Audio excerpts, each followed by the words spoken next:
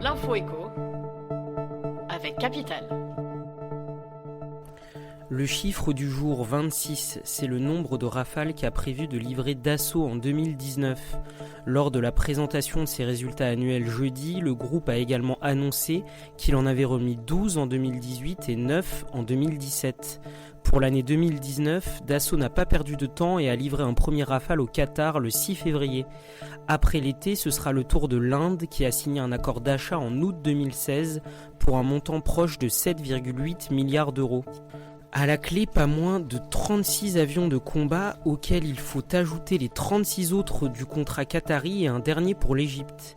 À eux seuls, ces 73 avions représentent 14,2 milliards d'euros, soit 74% du carnet de commande total de Dassault. Coup de gueule contre Revolut. Il s'agit d'une start-up britannique proposant des services financiers et bancaires.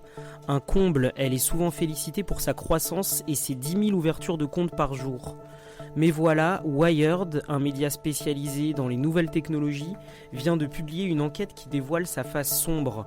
On y découvre que les candidats aux offres d'emploi ont pour obligation de recruter au moins 200 nouveaux clients en une semaine et de leur faire verser au moins 10 € dans l'application. Même en cas de réussite, les candidats n'ont pas la promesse d'être embauchés et le tout sans être rémunérés.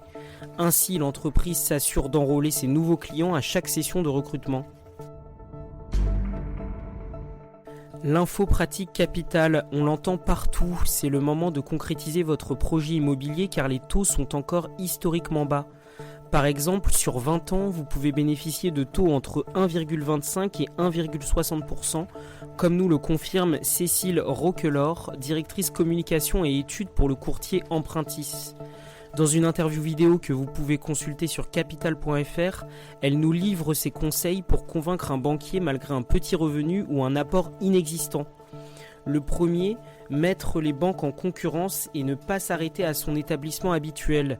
Le second, demander à allonger la durée de remboursement, ce qui augmentera votre pouvoir d'achat mensuel et facilitera l'acceptation d'un dossier.